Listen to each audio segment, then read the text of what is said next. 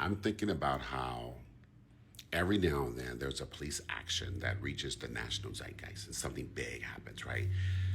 I'm talking Rodney King in the 80s, and then more recently Sandra Bland and George Floyd. And these big events, and they're big events, you can go back 400 years ever since slave catchers, right? There's always something that happens.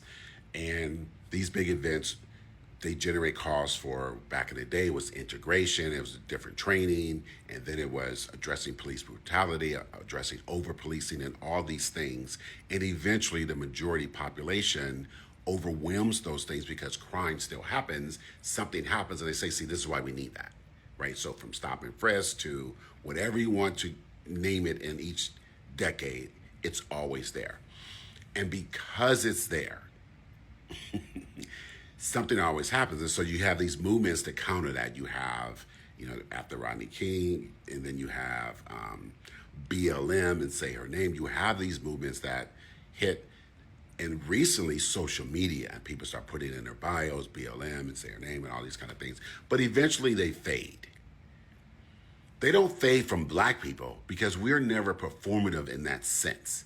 And we're always living with that. We have generations of us who have had the talk and who have given the talk about how to conduct ourselves when accosted by police and how to survive those encounters. It's our real life experiences.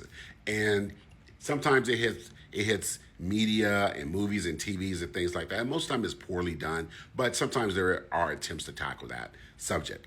But because we do not make sustained national efforts to fix policing in this country, we now have the dream of every awful police story and officer that you've ever heard about actualized right now in the form of ICE.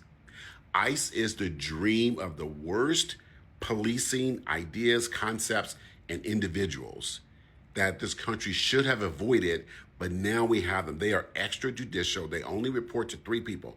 Tom Homan, they report to the men in the White House, and their ultimate god is Stephen Miller. That's it. And because this country, and it always comes back to this, because this country did not listen to black people, this is what we have. They don't have a law. They don't have a local ordinance. They don't have a governor, a mayor, nobody that has any control over them. They don't have a citizens review board. They don't have a chief of police or internal affairs. They have nothing, and they are unleashed on America because